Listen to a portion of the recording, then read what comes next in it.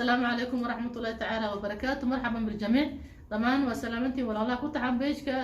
سهيبة بدخس ومركز أستاذ فرتون محمد عثمان وبرتين إن تبصوا بالبرنامج وعيكلنا وأنفع بالشدة مرة البابا جيلش سوكراي كوا جو يكوا وين انتوا ما أنتوا عن كهذا لنا دي إلى يرادو وحلو يقانا سيكولوجية الرجل والمرأة وتاس موضوع مهم قبل سيسمى سنتها إنك سيسمى سينها الله سبحانه وتعالى مركو رك وسمي بن آدم وسمي نبي آدم وسمي وفضنا جنة وحياة ودجية مدام كل جيس نولا عدلو نقطة ودرامي مركو عدلو درامي إلهي وحكم جاحي حاوى سوي حاس ونقطة مركا جوادا الله سبحانه وتعالى قاب وسمي نينكن الله سبحانه وتعالى قاب وسمي قاب مركا لولا قاب جنسي ويكل دوين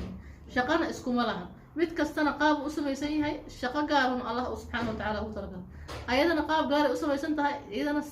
si gaar maxay ahaato iyada shaqo gaar Allah subhanahu wa ta'ala u talagalay ninka wuxuu sameeyay waxa la sheegay psychologist ay sheegan 1 milyan iyo 0.5 cell ama khaliya yuninku gabadha ka badan yahay oo ka maxay ahaato yani waa shakhsiya Allah ugu talagalay mas'uuliyad inuu mas'uuliyad qabto inuu wax maamulo inuu maxay ahaato wax abuuro inuu hal abuur la yimaado inuu wax kala shaandheeyo iyo maskaxdiisa u samaysan tahay oo maxay ahaato Allah ugu talagalay subhanahu wa ta'ala sida daradeed nabiyada dhan kulligood rag ay ahaayeen anbiyada iyo rususha Ilaahay soo diray ma jirin nabi dumar ah bas Ilaahay ma soo dirin kulli rag ay wada ahaayeen sababtan waxa waaye mas'uuliyadaas oo inni jaa'ilun fil ardi khalifa Ilaahay u dhahay يا waxaa ka dhalanayso inuu asaga u sameeysan yahay inuu mas'uul noqdo oo gurigiisa mas'uul ka noqdo oo ilmihiisa mas'uul ka noqdo oo ummadda mas'uul u noqdo oo risaalada mas'uul u noqdo oo maxay ahayd dhinac walba asaga uu ka hogaamiyo taas marka maxay ahayd keenayso inuu ka adag yahay ka xoog weyn yahay ka maskax maxay ahayd balaaran yahay gabadha ay ka badan halka gabadha ay u sameeysan tahay xaq caadifad xubbi naxariis jilaac dabacsanaan caad maxay ahayd ay u sameeysan tahay وأيضا الله سبحانه وتعالى أوتر قال إن النقطة بالشدة دنا عكسوا فرعميسه والشدة بني آدم وكو إيمانه والله وحكو بيري رحم من وكو بيري وأوتر قال ماشوا بني آدم كو أبو رمانه ومحي هلك أو قلاي ولا وقصة مسمنه تاسنا إذا محي كين إسا إن يكد وانتهي قبضة نينك وسوء سميسيه وحكم محي هتو محي هتو عرورته يوحصو صارتانك يوح تربيينته يوح كورينته adkaysiga maxay ahayd ilmaha maxay ahayd duruufahooda korintooda jiradooda dhafarkooda ayada Allah subhanahu wa ta'ala uu adkaysi ugu sameeyay oo marka xataa nabiga markii la weydiiyay calayhi salaam dadka yaa kugu xaq badan la yiri waxa dhahay hooyada hadana yaa kugu xaq badan hooyada saddex jeer markii afaraad la sheegay koriimada xanuunkeeda iyo tarbiyada xanuunkeeda gabadha ku dhacay halka asagana dhaqaale abuurka wax soo saarka shaqada maamulka iyo waxa kale inta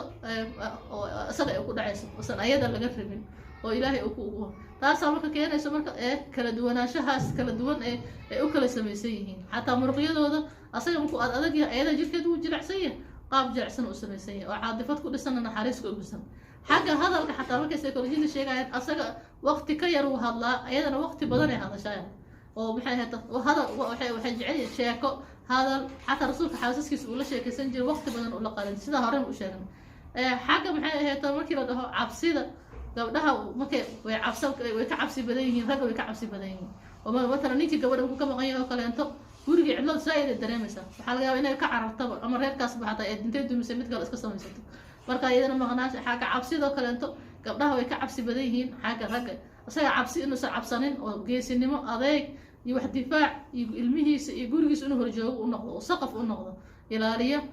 أما كأيده وحي أبعانته وحي احتياجات كمان كوحيابا قابك وحوك لباهي هنا كالدوان مرك أساق وحي أباهي هاي ما هو ميلو كسو لابتو ميلو كنستو ميلو محايهة كوحاج كتو ميلو حاس محايهة ريرنمو ميلو كنست جوش دقان وشرقان لهم كو شقادة كي ماذا يوبا أيضا وحي أبعانته قفي نفتي وديفت آمنتو ومحايهة هرجوه ونقضه وآبو ونقضه ومسؤول ونقضه oo nafteeda ay ku aamintay u baahan marka taas uu kala duwan احتياجاتkooda idan maada yuriidu rajul wa maada turiidu mar'a ninka muxuu u baahan yahay gabadhaas muxuu u baahan tahay ninka wuxuu u baahan yahay unta xaas haweenimo ogol oo maxay ahayd xuquuqdeeda xaasnimo uu ka helo marjic u noqoto hooyo u noqoto ilmaha u koriso u naxariisato ku soo laabto ku soo rasuulka sallallahu alayhi wasallam markii la soo dhigo oo xataa waxiga ku iimaanay qadiijo ku soo cararay markaas u sheegay saasa wax u jiraan saasa wax u jiraan dhibkaasaa la kumay nabi jibriil aan arkay nabigu waxaasaan arkay markaas oo zamiluni idawala marka ayada inay noqoto marjic iyo ma waa isku soo laabato isagoo ninka ku soo laabto ayadana sidaas oo kaleeto markay rasuulka Khadiija markay daasho cuntada u soo wado rasuulka sallallahu alayhi wasallam hab uu siin jiray oo maxay ahayd indimaam ku sameyn jiray ay ku iloobayso daalka guriga iyo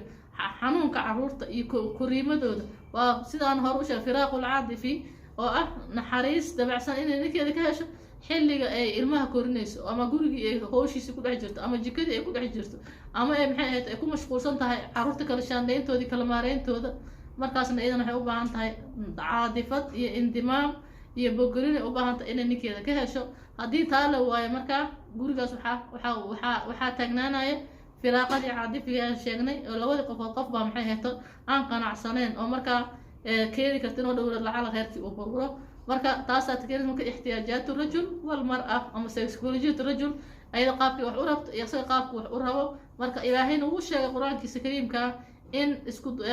isku tiirsanaanshaha labada qofood ay muhiim tahay oo ahunna libaasun lakum wa antum libaasun lahun adinkana waxay idin tahay gabdhuhu waxay idin yihiin asturaad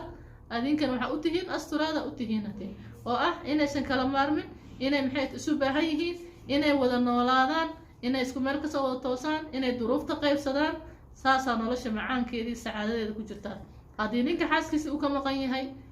gurigaas ma taala sacaado haddii gabadha ninkeeda maxay ahayd sida raw ay ka weyso uu ka waayo ayadana maxay ahayd xaasnimadii iyo gurigii deganaanshihii guriga iyo qoyska iyo tarbiyadii caruurta ayadana ay meesha ka maqan tahay ayadna saasoo kaleento gurigaas ninkaas sacaado kuma haysto waxaa macquula inuu dumiyo waxaa macquula inuu reer kala samaysto ayadana saasoo kaleento gabadha maxaa looga baahan yahay nin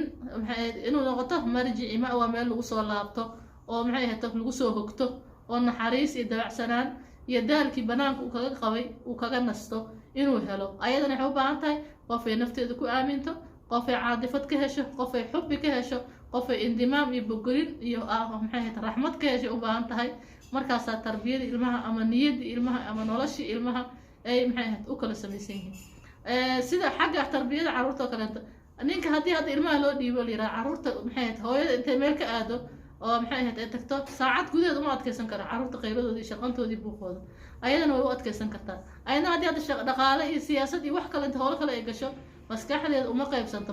ma xamili karto marka walaalayaal sidaas Allah subhanahu wa ta'ala ragga iyo dumarka u kala sameeyay shaqooyadooda mas'uuliyadooda ay u kala duwan tahay waa inaad fahantaa marka xaaskaada inay xaasnimo ay kaaga baahan tahay oo maxay ahayd ay kaaga baahan tahay naxariis iyo caadifad iyo raxmad iyo nin ay mas'uul u noqdo aabo u noqdo gurigeeda aabaheed markay ka soo baxday oo maxay ahayd lagu soo aaminay inaadan dayicin inaadan maxay ahayd aadan cidlo uga tagin inaadan maxay ahayd waalidka kugu soo aaminay aadan ka dayicin ayadana sidoo kaleento inay ninkeeda u noqoto marjic uu ku soo cararo oo duruufta iyo maxay ahayd daalka uu magaalada kala soo kulmaayo uu kaga nasto markaas ay nolosha sacaado noqonaysaa qabow noqonaysaa farxad noqonaysaa maxay ahayd noqonaysaa baraare gurigaasna muxuu noqday guri aan mashaakil lahayn wasalaamu calaykum waraxmatullaahi tacaala wabarakaatu